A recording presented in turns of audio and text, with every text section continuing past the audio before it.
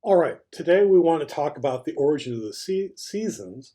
And most people know that that story has to do with Persephone. But I want to go all the way back to the beginning of the story and start off with Archimedes, who most people leave out. So, Archimedes was a very important scientist and engineer who lived about 300 years BCE. So, this is going to be at the point in Western history where the Mediterranean is really Greek culture and the center of learning is in Alexandria. Now, Archimedes lives in Syracuse, Sicily, and maybe went off to Alexandria for college, but he ends up back in Syracuse where he does all kinds of crazy things, including discovering that things float in the bathtub and being so surprised he has to run through the streets naked, telling everybody, Eureka, Eureka. But another thing that Archimedes did was realize that levers do what levers do.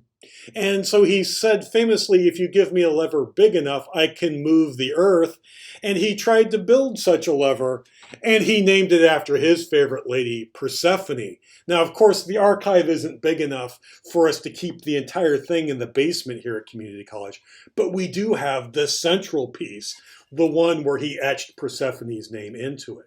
And Persephone is the reason that the earth has seasons, because Archimedes thought he could move the earth with Persephone, but he kind of miscalculated and was only able to tilt the earth over 23 and a half degrees because Persephone wasn't the lever big enough for him to move the entire earth.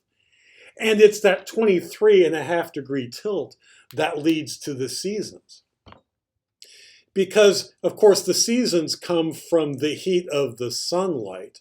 And since the earth is tilted, well, then at one point during the year, the sun is above our heads, depending on how far north we live, right? It never goes all the way over your head if you're at the North Pole, or even if you live in the US. But it gets higher, closer to the top of our heads, the horizon. And so that's going to be when we have summer because the sun is brighter. On the other side of the earth, the light is getting spread out because the sun is low in the sky and it's winter. When it's winter in the northern hemisphere, that's because the sun is low in the sky, and it's going to be summer in the southern hemisphere. So it's thanks to Archimedes that we get to ski all year round. The Alps and the Rockies in the northern hemisphere winter, New Zealand in the northern hemisphere summer. So it's good maybe that Archimedes wasn't quite always on top of things, and Persephone was only able to tilt the earth over 23 and a half degrees.